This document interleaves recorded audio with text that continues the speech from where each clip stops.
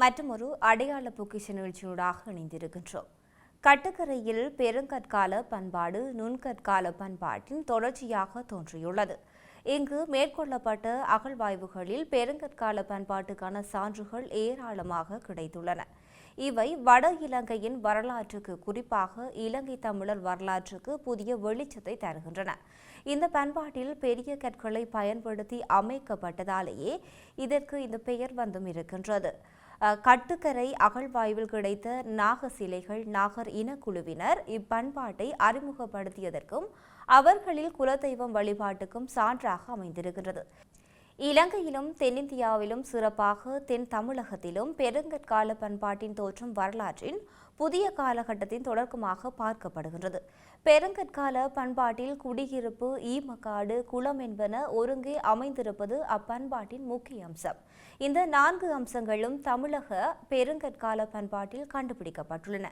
ஆயினும் இலங்கையில் பெருங்கற்கால பண்பாட்டில் இந்த அம்சங்கள் குறிப்பிட்ட மையப்பரப்புக்குள் இதுவரை கண்டுபிடிக்கப்பட்டதாக தெரியவில்லை. ஆனால் கட்டுக்கரையில் இந்த 4 அம்சங்களும் ஒரு குறுகிய வட்டத்துக்குள் கண்டுபிடிக்கப்பட்டிருப்பதுதான் இங்கு சிறப்பு அம்சமாக காணப்படுகிறது. இதன் விரிவம்சத்தையே இன்றைய அடையாள பொக்கிஷ நிகழ்ச்சியில் பார்வையிட போகின்றோம். பெருங்கற்கால பண்பாடு என்பது இறந்தவர்களுக்கான ஈம சின்னங்கள் பெரிய கற்கள் கொண்டு அமைக்கப்பட்டதால் தோன்றிய பெயராக கருதப்படுகின்றது. ஆதிகால மக்கள் இறந்தவர்களுக்கு மறுபிறப்பு உண்டு என்ற நம்பிக்கையில் தனது வாழ்விடங்களை விட இறந்தவர்களுக்கு பெரிய கற்களை பயன்படுத்தி ஈம சின்னங்களை அமைப்பதற்கான சான்றுகள் பல நாடுகளில் காணப்பட்டிருக்கின்றன. ஆயினும் திராவிட மொழி பேசும் தென்னிந்திய மாநிலங்களில் பெருங்கற்கால பண்பாட்டுக்கு சில தனித்துவமான அம்சங்கள் காணப்பட்டிருக்கின்றன. அதிலும் தென் தமிழக பெருங்கற்கால பண்பாடு இலங்கை பெருங்கற்கால பண்பாடோடு ஒரே பிராந்தியம் என மயங்கும் அளவுக்கு பல அம்சங்களில் நெருங்கிய ஒற்றுமை கொண்டு காணப்படுகின்றன. அவற்றுள் இரும்பின் உபயோகம், கருப்பு சிவப்பு மட்பாண்டங்களின் பயன்பாடு, தாளியடக்க முறை, சுடுமண் கலை வடிவங்கள் என்பன தனித்துவமான அம்சங்களாக பார்க்கப்படுகின்றது. இதனால் பெரிய கற்கள் கொண்டு ஈம சின்னங்கள் அமைக்கப்பட்டதாக இடங்களில் இப்பண்பாட்டு சின்னங்கள் காணப்படுமாயின் அப்பண்பாடு பெருங்கற்கால பண்பாடு அல்லது ஆதி இருப்பு கால பண்பாடு என அழைக்கப்பட்டு வருகின்றது.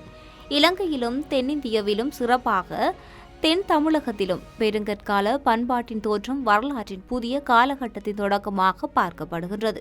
இந்த பண்பாட்டின் தோற்றத்துடன் நாடோடிகளாக வாழ்ந்த மக்கள் ஓர் இடத்தில் நிரந்தரமாக கூடி வாழ்தல், நிரந்தர பொருளாதாரம், நீர்ப்பாசன விவசாயம், குளத்தை மையப்படுத்திய கிராம குடியிருப்புகள், இரும்பின் அறிமுகம், மிகை உற்பத்தி, சிறு தொழில்நுட்ப வளர்ச்சி, சக்கரங்களை பயன்படுத்தி மட்பாண்ட உற்பத்தி, பண்டமாற்று முறை, உள்நாட்டு வெளிநாட்டு வர்த்தகம், நகரமயமாக்கம், அரசு உருவாக்கம் என பலவாறான தோற்றம் பெற்றிருக்கின்றது. இலங்கையில் ஏறத்தாழ 60க்கும் மேற்பட்ட இடங்களில் பெருங்கற்கால குடியிருப்புகளும் ஈமச்சின்ன மையங்களும் கண்டுபிடிக்கப்பட்டுள்ளன. அவற்றுள் மிகப்பெரிய குடியிருப்பு மையமாக அனுராதபுரம் அடையாளம் காணப்பட்டுள்ளது.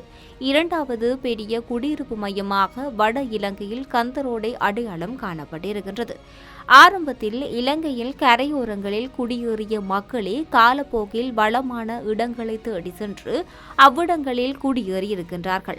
அவற்றுள் பௌதிக மற்றும் கனிம வளங்கள் என்பவற்றை கொண்டிருந்த அனுராதபுரம், கந்தரோடை, மகாகமை ஆகிய இடங்களில் பரந்த பெருங்கற்கால குடியிருப்புகள் உருவாகி அவ்விடங்களில் ஆரம்பகால நகரமயமாக்கமும் அரச உருவாக்கமும் ஏற்பட்டிருக்கின்றது. அவற்றுள் அனுராதபுரத்தில் மிகப்பெரிய குடியிருப்புகள் தோன்றியதால் அங்கு பலமான மைய அரசு தோன்றியிருக்கின்றது. 1994ஆம் ஆண்டு காலப்பகுதியில் அங்கு அகழ்வாய்வு செய்த பேராசிரியர் கனிங்காம் தலைமையிலான குழுவினரால் கட்டப்பட்ட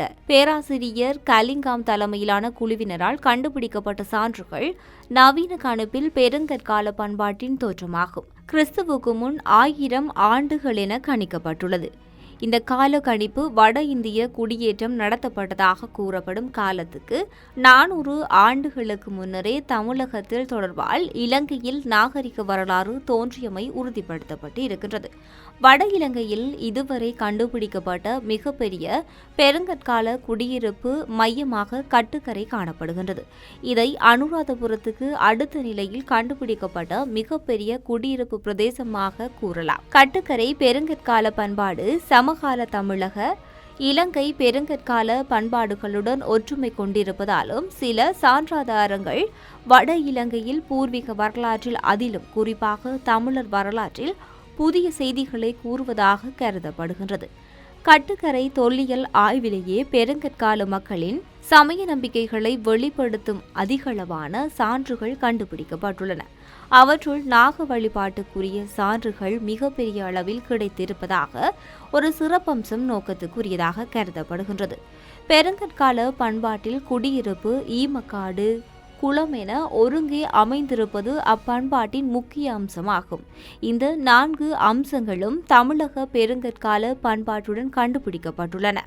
ஆயினும் இலங்கை பெருங்கற்கால பண்பாட்டில் இந்த அம்சங்கள் குறிப்பிட்ட மையப்பரப்புக்குள் இதுவரை கண்டுபிடிக்கப்பட்டதாக தெரியவில்லை. ஆனால் இக்கட்டுக்கரையில் அந்த 4 அம்சங்களும் ஒரு குறுகிய வட்டத்துக்குள் கண்டுபிடிக்கப்பட்டிருப்பது இங்கு சிறப்பாக நோக்கத்தக்கது. பெருங்கற்கால மக்கள் இறந்தவர்களை அடக்கம் செய்வதற்கு பல அளவுகளில் பல வடிவங்களில் ஈம சின்னங்களை அமைத்துள்ளனர். அவற்றுள் எருது, ஜானை போன்ற மிருகங்களின் உருவங்களை மண்ணில் செய்து அவற்றில் இறந்தவரின் உடலை அல்லது எலும்புகளை வைத்து அடக்கம் செய்யும் ஈமப்பேழை சிறப்பான அம்சமாக நோக்கப்படுகின்றது. ஆயினும் இலங்கை பெருங்கற்கால ஈம சின்னங்களுள் இவ்வகையான ஈமப்பேழை கண்டுபிடிக்கப்பட்டதாக இதுவரை தெரியவில்லை. கட்டுக்கரை அகழ்வாய்வில் தாலியடக்க ஈம சின்னத்துடன் ஈமப்பேழை ஈம சின்னமும் கண்டுபிடிக்கப்பட்டுள்ளது.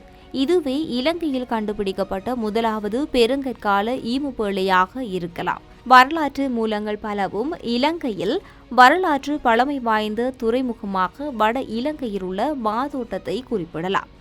அங்கு 1825 இருந்து 1984 வரை விரிவான தொல்லியல் அகழ்வாய்வுகள் மேற்கொள்ளப்பட்டு இருக்கின்றன.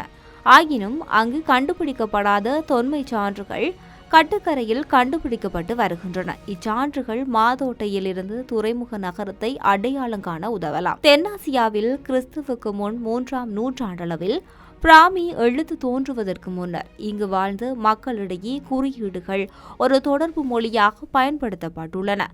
மக்களிடையே குறியீடுகள் ஒரு தொடர்பு மொழியாக பயன்படுத்தப்பட்டுள்ளன. சிந்துவெளி நாகரிகத்தில் தோன்றிய இக்குறியீடுகள் மேற்கத்தைய ஊடாக பெருங்கற்கால பண்பாடு வரை தொடர்வதற்கு ஆதாரங்கள் காணப்படுகின்றன. இந்த கட்டுக்கரை அகழ்வாய்வில் கண்டுபிடிக்கப்பட்ட பெருங்கற்கால மண்பாண்டங்களில் சில வகையான குறியீடுகள் கண்டுபிடிக்கப்பட்டுள்ளன. அவற்றுள் ஒரு குறியீடு சிந்துவெளி நாகரிக கால சிறப்பு குறியீடாக காணப்படுகின்றது. இந்த குறியீட்டை தென்னிந்தியாவில் முதன்மை தொல்லியலாளர்களில் ஒருவரான பேராசிரியர் ராஜன் கட்டுக்கரை பெருங்கற்கால குடியிருப்புகளில் தோற்றம் தமிழகத்தின் மிகப்பெரிய குடியிருப்பு மையமான கொடுமணலில் சமகாலம் அல்லது அதுக்கு முற்பட்ட காலமாக இருக்கலாம் என குறிப்பிட்டிருப்பது இங்கு சிறப்பாக நோக்கத்தக்க ஒரு விடயமாக கருதப்படுகின்றது. மேலும் இக்கட்டுக்கரை தொல்லியல் ஆய்வு கண்டுபிடிக்கப்பட்ட சமயம், சமய நம்பிக்கை, உள்நாட்டு வெளிநாட்டு வர்த்தகம், நகர மையமாக்கம், சிறு கைத்தொழில் சாலைகள் என்பன தொடர்பான தொல்லியல் சான்றுகள் பெருங்கற்கால பண்பாட்டுடன் கட்டுக்கரையில் வலுவான ஒரு நாகரிகம் உருவாக்கப்பட்டது என்பதை உறுதிப்படுத்தும் விதமாக காணப்பட்டு இருக்கிறது. கிறிஸ்துவுக்கு பின் 3ஆம் நூற்றாண்டு பௌத்த மதம் இலங்கையில் அறிமுகப்படுத்துவதற்கு முன்னர் இங்கு வாழ்ந்த மக்களிடையே நிலவிய சமய நம்பிக்கைகள் இந்து மதத்துடன் தொடர்புடையவையாக இருந்துள்ளன. இதை பௌத்த மதத்தை முன்னிலைப்படுத்தி கூறும் பாலி இலக்கியங்களும் உறுதி செய்து இருக்கின்றன. இம்மத நம்பிக்கைகள் பற்றி பல அறிஞர்கள் ஆராய்ந்தும் இருக்கின்றார்கள். இந்த உண்மையை பெருங்கற்கால பண்பாடு பற்றி ஆய்வுகளில் கண்டுபிடிக்கப்பட்ட சுடுமண் சிற்பங்கள், சிலைகள், சமய சின்னங்கள், குறியீடுகள் என்பன உறுதிப்படுத்தி நிற்கின்றன. கட்டுக்கரை தொல்லியல் அகழ்வாய்வின் போது பெருங்கற்கால குடியிருப்பு பகுதியிலிருந்து வெளிவந்த சமய சின்னங்கள் பொதுமக்கள் பலரின் கவனத்தை கட்டுக்கரையின் பக்கம் திருப்பி பார்க்க வைத்திருந்தது. அவற்றுள் கட்டுக்கரை குளத்தின் வடபக்கங்கள், அணைக்கட்டு பகுதி, அகழ்வாய்வின் 3வது கலாச்சார மண் அடுக்கில் கண்டுபிடிக்கப்பட்ட சமய சான்றுகள் இங்கு சிறப்பாக குறிப்பிடத்தக்கது. சான்றுகள் செங்கட்டிகள் கொண்டு கட்டப்பட்ட அத்திவாரத்தின் உட்பட்ட பகுதியில் கண்டுபிடிக்கப்பட்டவையாகும். இக்கட்டிட அத்திவாரம் இவ்விடத்தில் பழமையான ஆலயம் அல்லது சமய சடங்கு நடந்த மண்டபம் இருந்திருக்கலாம் என்பதை உறுதியும் படுத்தியிருக்கின்றது. கட்டுப்பட்ட பகுதியில் இருந்தே பெருமளவு சுடுமண் சிற்பங்கள், சிலைகள், மணிகள், யானை, குதிரை, நந்தி முதலான தெய்வ வாகனங்கள், பாகங்கள், அகல்விளக்கு, தீபங்கள், சமய சின்னங்கள், இலச்சினைகள், குறியீடுகள் என்பன கண்டுபிடிக்கப்பட்டுள்ளன. கலை வடிவங்களில் களிமண் அல்லது களிமண்ணுடன் குறுமணல், நெல்லுமணி அல்லது வைக்கோல் என்பன கலந்து வடிவமைக்கப்பட்டு பின்னர் அவை சுடப்பட்டவையாக காணப்படுகின்றது. இவை தமிழக பெருங்கற்கால பண்பாட்டு மையங்களில் கண்டுபிடிக்கப்பட்ட சமய சின்னங்களை பெருமளவு ஒத்ததாக காணப்படுகின்றன. தமிழகத்தின் பெருங்கற்கால பண்பாட்டிலிருந்து கிறிஸ்துவுக்கு பின் 6ஆம் நூற்றாண்டு வரை இந்து ஆலயங்களும் அவை சார்ந்த கலை வடிவங்களும் அழியக்கூடிய மண், மரம், சுதை என்பன கொண்டு அமைக்கப்பட்டவையாகும். இம்மரபை சமகால இலங்கையிலும் பின்பற்றப்பட்டதாக கூறப்படுகின்றது. கட்டுக்கரை தொல்லியல் அகழ்வாய்வில் சிவன், முருகன், விநாயகர், அகத்தியர், நாகம் முதலான வழிபாட்டுக்குரிய சின்னங்கள், சிற்பங்கள், சிலைகள் கண்டுபிடிக்கப்பட்டு இருக்கின்றன. அவற்றுள் ஐயனார் வழிபாட்டுக்குரிய சான்றுகளே அதிக அளவில் கிடைத்துள்ளது. இவற்றின் அடிப்படையில் இங்கு கண்டுபிடிக்கப்பட்ட கட்டட எச்சங்கள் இங்கு ஐயனாருக்குரிய கோயில் அல்லது ஐயனார் வழிபாட்டுச் சடங்கு நடத்தப்பட்ட இடமாக எடுத்துக்கொள்வதே பொருத்தமானதாக கருதப்பட்டு இருக்கின்றது. தென் தமிழகத்திலும் இலங்கையிலும் பெருங்கற்கால பண்பாட்டுடன் தொடர்புடைய குளக்குடியிருப்பில் ஐயனாரை முக்கிய தெய்வமாக வழிபடும் மரபு இருந்துள்ளது. இது பொருளாதார செயலிழப்புக்காகவும் இயற்கை அனர்த்தங்கள் மற்றும் கொடிய மிருகங்கள் என்பவற்றிடமிருந்து பாதுகாக்கவும் மக்களால் வழிபட்டதாக கூறப்படுகின்றது.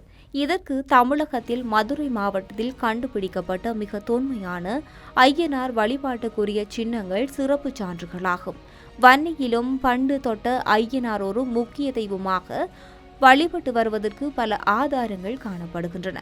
கட்டுக்கரை அகழ்வாய்வுகளில் ஐயனார் தெய்வத்தை அடையாளப்படுத்தும் நூற்றுக்கணக்கான யானை, குதிரை என்பவற்றின் உடற்பாகங்கள், தலைப்பகுதிகள், 75க்கும் மேற்பட்ட யானை தந்தங்கள், 50க்கும் மேற்பட்ட யானை, குதிரை, நந்தி முதலான வாகனங்களின் கழுத்தில் அணியப்பட்டிருந்த மணிகள் என்பன கண்டுபிடிக்கப்பட்டுள்ளமையும் இங்கு சிறப்பாக கூறப்பட்டு இருக்கின்றது. இவ்வாதாரங்களிடையே யானை அல்லது குதிரையின் மேல் அமைந்திருந்த பீடத்தில் தெய்வீக கோலத்தின் 2 கால்களையும் கீழே தொங்கவிடப்பட்ட நிலையில் இருக்கும் 2 பெண் தெய்வங்களின் அரிய சிலைகள் கண்டுபிடிக்கப்பட்டுள்ளன. இவை ஐயனாரின் 2 தேவியர்களை குறிப்பதாக அறிஞர்கள் கருதுகின்றனர். இவற்றை தவிர ஆண், பெண் தெய்வங்களின் தலையுருவங்கள் பலவும் கண்டுபிடிக்கப்பட்டுள்ளன. இவை ஐயனாரின் தேவியர்கள் சிலைகளில் உடைந்த பாகங்களாக இருக்கலாம் என்றும் சொல்லப்பட்டு இருக்கின்றது. இங்கு ஐயனார் வழிபாட்டுக்குரிய சான்றுடன் சிவன், முருகன், விநாயகர், அகத்தியர் முதலான வழிபாட்டுக்குரிய சான்றுகளும் கிடைத்துள்ளன. இவ்வாதாரங்கள் பிற்காலத்தில் ஐயனார் ஆலயங்களில் புற தெய்வங்களையும் வைத்து வழிபடும் மரபு பெருங்கற்கால பண்பாடிலிருந்து தோன்றியதை எடுத்து கூறி இருக்கின்றது. அல்லது பொருளாதார செழிப்பு, பாதுகாப்புக்காக ஐயனாரை வழிபாடு செய்த மக்கள் தமது குலதெய்வங்களின் உருவங்களை, சின்னங்களை மண்ணிலே செய்து ஐயனாருக்கு காணிக்கையாக வழங்கி இருக்கலாம் அல்லது அவ்விடத்தில் வைத்து வழிபட்டு இருக்கலாம் என்றும் கருதப்பட்டு இருக்கின்றது. இங்கு கண்டுபிடிக்கப்பட்ட நந்தி, ஆவுடையுடன் கூடிய சிவலிங்கம், திரிசூலம் என்பன சிவ வழிபாடு முக்கியத்துவம் பெற்றிருந்தமை பற்றி உறுதி செய்து இருக்கின்றது. நந்தி, ஆவுடையுடன் கூடிய சிவலிங்கம் முதலான சுடுமண் சிற்பங்கள் கட்டுக்கரை பெருங்கற்கால பண்பாட்டின் முதல் முறையாக கண்டுபிடிக்கப்பட்டிருப்பது சிறப்பாக நோக்கத்தக்கது. தமிழக ஆதிச்சநல்லூர் பெருங்கற்கால பண்பாட்டில் கண்டுபிடிக்கப்பட்ட முருக வழிபாட்டுக்குரிய வேலும் சேவல் சின்னமும் இரும்பால் செய்யப்பட்டிருந்தன. ஆனால் கட்டுக்கரையில் இவ்வழிபாட்டை அடையாளப்படுத்தும் மயில் சின்னங்களும் அதன் இறகுகளும் வேல் சின்னங்களும் சுடுமண் உருவங்களால் கிடைத்திருப்பது அவ்வழிபாட்டின் தொன்மை சான்றை உறுதிப்படுத்தி இருக்கிறது. கலசங்கள் பெருங்கற்கால மட்பாண்டங்களுடன் கண்டுபிடிக்கப்பட்டுள்ளன. இந்த கலசங்களின் வாய்ப்பகுதிகளில் தெய்வ உருவத்தின் முகம் வெளிவருவது போன்ற தோற்றப்பாடு காணப்பட்டு இருக்கின்றது. வரலாற்று கதைகளில் அகத்தியரை குடமுனி என அழைக்கும் மரபு காணப்பட்டு இருக்கின்றது. வழிபாடு ராமேஸ்வரத்திலிருந்து இலங்கைக்கு பரவியதான மரபு காணப்பட்டு இருக்கின்றது. இதனால் கட்டுக்கரையில் கண்டுபிடிக்கப்பட்ட சிறிய கலசங்கள் அகத்தியர் வழிபாடு இருந்ததை நினைவுபடுத்துவதாக உள்ளன. பண்டைய காலத்தில் தரை, நீர்வழிப்பாதை, கடல்சார் வழி தொடர்புகள் சாதனமாக இயற்கை துறைமுகங்கள் வணிகமயமாக்கல் என்பன வர்த்தக நோக்கங்களுக்காக பல நாட்டார்களுடன் பல இன மக்களும் ஒன்று கூடுவதற்கு வழிவகுத்து கொடுத்திருக்கின்றன. இவ்வாறான இடங்களிலே நெருக்கமான குடியிருப்புகள் தோன்றி இவ்விடங்கள் காலப்போக்கில் பிராதன நகரங்களாக எழுச்சி பெற்றன. இந்த பின்னணியிலே இப்போதைக்கு 2300 ஆண்டுகளுக்கு முன்னர் இலங்கையில் அனுராதபுரம், மகாகமை, மாதோட்டு, கந்தரோட முதலான இடங்கள் முக்கிய வணிக நகரங்களாக தோற்றம் பெற்றன. கட்டுக்கரையை பொறுத்தவரை இங்கு கண்டுபிடிக்கப்பட்ட தொழில்நுட்பம் வாய்ந்த மட்பாண்டங்கள், விலை உயர்ந்த கற்கள், கல்மணிகள் என்பன தமிழகத்திலிருந்து இறக்குமதி செய்யப்பட்ட பொருட்கள் என்பதை உறுதிப்படுத்தி நிற்கின்றது. இவ்வாதாரங்கள் பெருங்கற்கால பண்பாடு நிலவிய காலத்திலேயே கட்டுக்கரைக்கும் தமிழகத்துக்கும் இடையே நெருக்கமான வர்த்தக கலாச்சார தொடர்புகள் இருந்ததை உறுதி செய்து இருக்கின்றது. இவ்வர்த்தக தொடர்பு தமிழகத்துடன் மட்டுமன்றி இந்தியாவின் பல வட்டாரங்களுடனும் இருந்துள்ளன. கிறிஸ்துவுக்கு முன் 5ஆம் நூற்றாண்டு 4ஆம் நூற்றாண்டுகளில் வட இந்தியாவில் மகத அரசால் வெளியிடப்பட்ட அச்சு குத்தப்பட்ட வெள்ளி நாணயங்களே தென்னாசியாவில் வெளியிடப்பட்ட முதலாவது வகை நாணயமாகும். இவ்வகை நாணயங்கள் கட்டுக்கரை குளப்பரப்பிலிருந்து கண்டுபிடிக்கப்பட்டு இருக்கின்றது. அச்சு குத்தப்பட்ட நாணயங்களை தொடர்ந்து கிறிஸ்துவுக்கு முன் 3ஆம் நூற்றாண்டிலிருந்து கிறிஸ்துவுக்கு பின் 13ஆம் நூற்றாண்டு வரை தமிழகத்திலும் இலங்கையிலும் வெளியிடப்பட்ட சில வகை நாணயங்களும் கட்டுக்கரையில் கண்டுபிடிக்கப்பட்டுள்ளன. இவ்வாதாரங்களுடன் கிறிஸ்துவுக்கு பின் 4ஆம் நூற்றாண்டைச் சேர்ந்த அரபிய நாட்டு மட்பாண்டங்களும் 10ஆம் 11ஆம் நூற்றாண்டைச் சேர்ந்த சீன நாட்டு பீங்கான் பொருட்களும் கண்டுபிடிக்கப்பட்டு இருக்கின்றன. இவ்வாதாரங்கள் ஆதிகால இடைக்கால வரலாற்று கட்டுக்கரை புற நாடுகளுடன் வணிக கலாச்சார தொடர்புகளை கொண்டிருந்ததை எடுத்துக்காட்டியிருக்கின்றது. இவ்வாதாரங்களின் அடிப்படையில் அனுராதபுரத்துக்கு சொந்தமான காலத்தில் கட்டுக்கரையிலும் நகரமயமாக்கம் ஏற்பட்டதென கூற முடியும். இவ்வாறு எமது நாட்டில் காணப்படும் கட்டுக்கரையில் பலவாறான பல நாட்டுக்குரிய அடையாளங்கள் காணப்பட்டிருக்கின்றது. இந்த அடையாளங்களை காணும் பொழுதே எமது நாட்டவர்கள் பிற நாட்டுகளுடன் எவ்வாறான உறவை பேணி இருக்கின்றார்கள், அவர்களது வணிகம், அரசு எவ்வாறு இருந்திருக்கின்றது என்ற ஒரு அடையாளம் எமக்கு உறுதிப்படுத்தும் வகையில் கிடைக்கப்பெற்று இருக்கின்றது. மற்றொரு அடையாள பொக்கிஷ நிகழ்ச்சியுடன் இணைந்திருக்கலாம். வணக்கம்.